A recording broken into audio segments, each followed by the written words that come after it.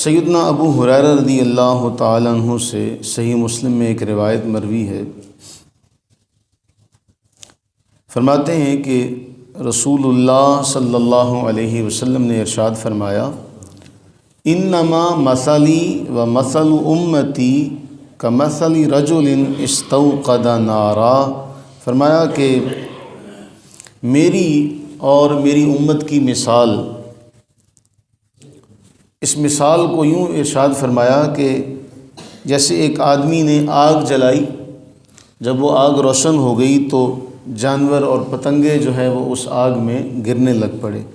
فرمایا پس میں فَأَنَا آخِذٌ بِحُجَزِكُمْ وَأَنْتُمْ تَقَحَّمُونَ فِي، تم دھڑا دھڑ اس آگ میں گرنا چاہتے ہو اور میں تمہیں جہنم سے بچانے کے لیے تمہارے دامن سے پکڑ رہا ہوں۔ یعنی آگ روشن ہے، جس طرح پتنگے اس آگ میں گرتے ہیں، پروانے اس آگ میں گرتے ہیں، اسی طرح تم جہنم کی آگ میں گرنا چاہتے ہو اور میں تمہاری کمروں سے پکڑتا ہوں اور تمہیں جہنم میں گرنے سے بچاتا ہوں۔ مسند احمد میں جو روایت ہے حضرت عبداللہ ابن مسعود رضی اللہ عنہ سے، اس روایت کو اگر ہم سمجھیں تو پھر اس کے پیچھے ایک اور بات ہمیں سمجھنی بڑی ضروری ہے جو اس سے پہلے ہمیں سمجھنی چاہیے۔ ہم وہ کتنی بار مشہور روایت پڑھ چکے ہیں، ہم میں سے ہر ایک کو یاد بھی ہوگی کہ تم میں سے کوئی شخص اس وقت تک مومن نہیں ہو سکتا جب تک اپنے مال متاع، اپنی اولاد، اپنے ماں باپ، دنیا کی ہر چیز سے، تمام لوگوں سے زیادہ مجھ سے محبت نہ کرے، اس وقت تک وہ مومن نہیں ہو سکتا۔ اب اس حدیث کا سیاق و سباق ہم نے سمجھنا۔ حضرت عبداللہ ابن مسعود رضی اللہ عنہ بیان کرتے ہیں، ان اللہ لم یحرم حرمتا الا وقد علم انہ سیطلعها منکم مطلع۔ فرمایا اللہ تعالیٰ اس بات کو بخوبی جانتا ہے کہ جس چیز کو بھی اس نے حرام قرار دیا تم اس کی طرف جھانکو گے ضرور۔ آپ دنیا میں معاشرے میں پھر کے دیکھیں تو حلال کے معاملے میں حرام میں بظاہری کشش زیادہ ہوتی ہے، بظاہری چکا چوند زیادہ ہوتی ہے، چمک دمک زیادہ ہوتی ہے، ظاہر کے اعتبار سے حرام زیادہ دلکش نظر آتا ہے لیکن بظاہری، لیکن چونکہ ہم ظاہر پرست ہیں ہمیں حرام نظر آتا ہے، حلال کی سکون جو اس کی ٹھنڈک ہے، اس کا سکون ہے، وہ ہمیں نظر نہیں آتا۔ تو فرمایا اللہ یہ بات جانتا ہے کہ تم اس حرام کی طرف جھانکو گے ضرور۔ اب قرآن کریم نے یہ بیان کیا کہ میں نے جو اپنا محبوب تم میں بھیجا، یعنی رسول کریم علیہ السلام بھیجے گئے، پاکیزہ چیزوں کو حلال کر دیا اور خبائث چیزوں کو حرام قرار دیا۔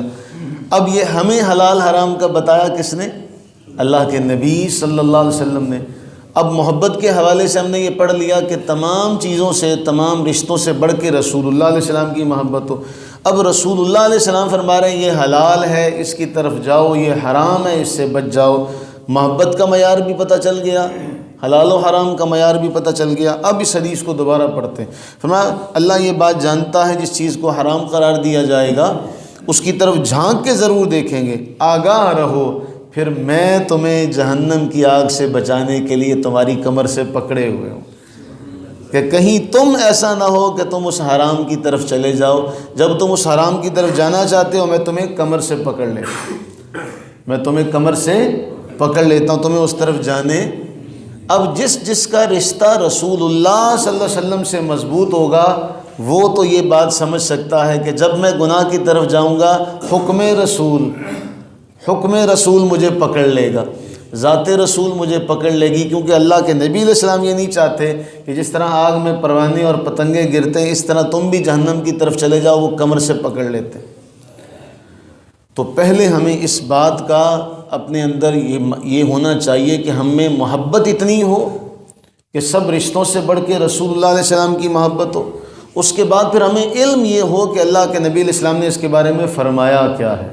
جب یہ دونوں باتیں ہمیں حاصل ہو جائیں گی پھر ہم کوئی بھی کام جب کرنے لگیں گے ہمیں یہ بات پہلے سے پتہ ہوگا کہ اس کام میں اللہ کے نبی علیہ الصلوۃ والتسلیم کی رضا شامل ہے، اللہ کی رضا شامل ہے تو ہم وہ کام کریں گے۔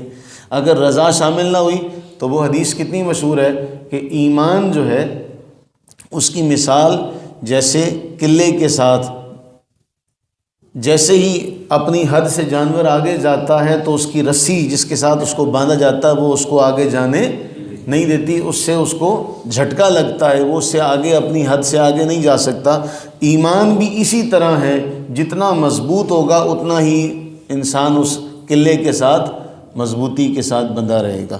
تو اللہ سے یہ دعا کریں کہ باری تعالیٰ ہمیں رسول اللہ صلی اللہ علیہ وسلم سے اپنا محبت کا رشتہ جو ہے وہ مزید بہتر سے بہتر بنانے کی توفیق عطا فرمائے۔